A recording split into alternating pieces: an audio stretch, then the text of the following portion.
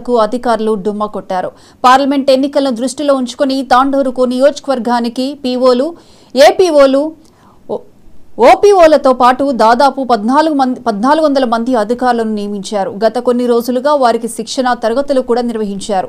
రేపు జరిగే ఎన్నికల సందర్భంగా తాండూరు ఆర్డీఓ ఎన్నికల సహాయాధికారి శ్రీనివాసరావు ఆధ్వర్యంలో పట్టణంలోని సెయింట్ మార్క్స్ హైస్కూల్లో ఎన్నికల సామాగ్రి పంపిణీ ప్రక్రియను కూడా నిర్వహించారు.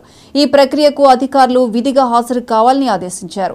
కానీ సుమారు 40 మంది అధికారులు ఎన్నికల విధులకు డుమ్మా కొట్టినట్లు అధికారులు గుర్తించారు. వెంటనే తాండూరు ఆర్డీఓ శ్రీనివాస్ విషయాన్ని జిల్లా ఎన్నికల అధికారి కలెక్టర్ నారాయణరెడ్డి దృష్టికి తీసుకువెళ్లారు.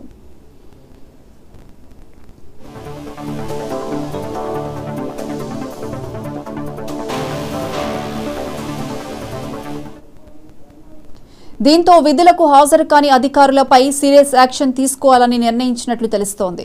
ఏకంగా సస్పెండ్ కూడా చేసే అవకాశం ఉంటుందని ఆర్డీఓ శ్రీనివాసరావు స్పష్టం చేశారు.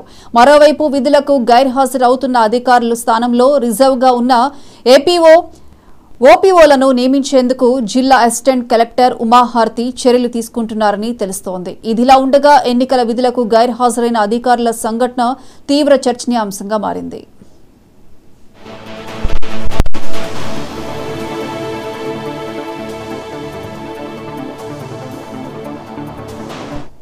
టెన్పీసీ పార్లమెంట్ నియోజకవర్గం ఎన్నికల్లో భాగంగా ఈరోజు ఎన్నికల సిబ్బందికి సామాగ్రిని సరఫరా చేయడం జరిగింది. ఇక్కడి నుంచి కేటాయించడం జరిగింది. అదేవిధంగా మనకు తాండూరు అసెంబ్లీ సెగ్మెంట్ సంబంధించి 26 సెక్టర్ ఆఫీసర్, సెక్టర్ రూట్స్ ఉన్నవి.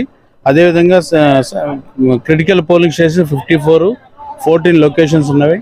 టోటల్ 2,39,192 మంది ఓటర్స్ ఉన్నారు. అదేవిధంగా మన అసెంబ్లీ సెగ్మెంట్కు టోటల్ 277 పోలింగ్ స్టేషన్స్ ఉన్నవి. కనుక మనకి ఏదైతే రూట్స్ ఉన్నాయో దాంట్లో ప్రతి ఒక్క పోలింగ్ స్టేషన్లో కూడా అన్ని సౌకర్యాలు ఏర్పాటు చేయడం జరిగింది. వాటర్ కానీ, టాయిలెట్స్ కానీ, అదేవిధంగా ఫర్నిచర్ ఏర్పాటు చేయడం జరిగింది.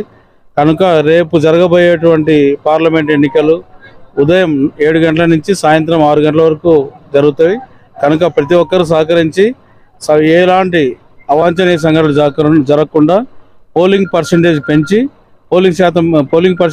ప్రతి ఒక్కరు కూడా తాండూరు అసెంబ్లీ సెగ్మెంట్ సంబంధించిన ప్రజలు ప్రతి ఒక్కరు కూడా ఓటు హక్కును వినియోగించగలరని కోరుతున్నాం. 56 తాండూరు అసెంబ్లీ సెగ్మెంట్ సంబంధించి టెన్పీసీ పార్లమెంట్ నియోజకవర్గం ఎన్నికల్లో భాగంగా